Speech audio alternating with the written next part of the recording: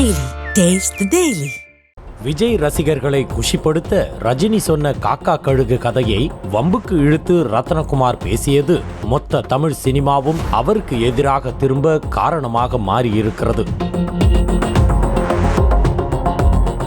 மேயாத மான் உள்ளிட்ட படங்களை ரத்னகுமார் இயக்கி இருந்தாலும் அவர் எழுதும் விதம் பிடித்து இருந்ததால் தனது கிளப்பில் இணைத்துக் கொண்ட லோகேஷ் கனகராஜ் ரத்னகுமாரை தன்னுடனேயே வைத்திருந்தார். கடைசியாக லோகேஷ் இயக்கிய விஜயின் லியோ திரைப்படத்திற்கு கூட கதை எழுதும் குழுவில் ரத்னகுமாரும் இடம்பெற்றிருந்தார். இந்நிலையில் லியோ பட வெற்றி விழாவில் பேசிய ரத்னகுமார் ரஜினி சொன்ன காக்கா கதையை வம்புக்கு இழுத்து எவ்வளவுதான் உயர பறந்தாலும் இரையை தேடி கழுகு கீழே வந்துதான் ஆக வேண்டும் என பேசியிருந்தார்.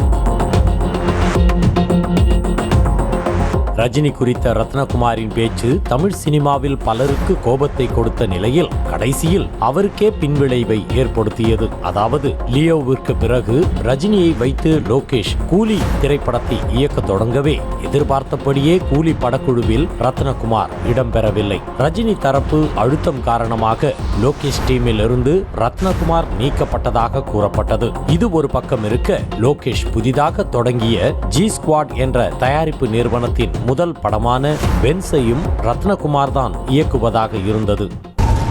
நியூ வேர்ல்ட் நியூ ரூல்ஸ் திரும்ப ஆரம்பிக்கலாங்களா? ஆனால் ரஜினிக்காக கூலி திரைப்படத்திலிருந்து ரத்னகுமாரை நீக்கிய லோகேஷ் என்ன நினைத்தாரோ தனது தயாரிப்பில் ராகவா லாரன்ஸை வைத்து இயக்கும் திரைப்படத்தில் இருந்தும் ரத்னகுமாரை நீக்கினார். அதோடு அந்த படத்தை பாக்யராஜ் கண்ணன் என்ற இன்னொரு இயக்குனருக்கு கொடுத்தார். அதற்கு பிறகு ரத்னகுமாருக்கு எந்த வாய்ப்பும் கொடுக்காத லோகேஷ் அவரை ஒதுக்க தொடங்கியதாக கூறப்படுகிறது. இதனை அடுத்து வேறு வழி இல்லாமல் வெளியில் வேலை தேடும் நிலைக்கு ரத்னகுமார் வந்திருப்பதாக சொல்கிறார்கள். லோகேஷ் கனகராஜை நம்பி லியோ திரைப்பட விழாவில் ரத்னகுமார் பேசிய நிலையில் வலதுகரமாக இருந்த ரத்னகுமாரை பாதியிலேயே லோகேஷ் கழற்றிவிட்ட சாபம்தான் தற்போது அவரது தயாரிப்பில் எடுக்கும் படமும் டிராப் ஆகியிருப்பதாக கூறப்படுகிறது.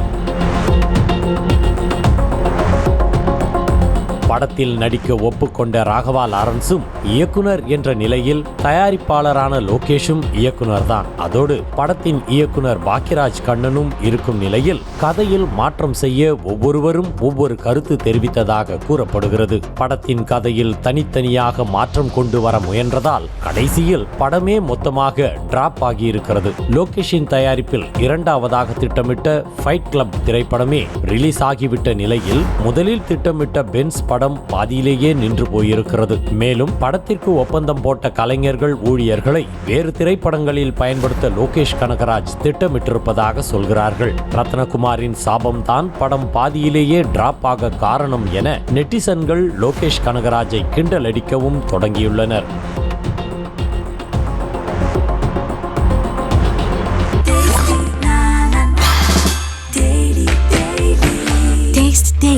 Taste the Daily.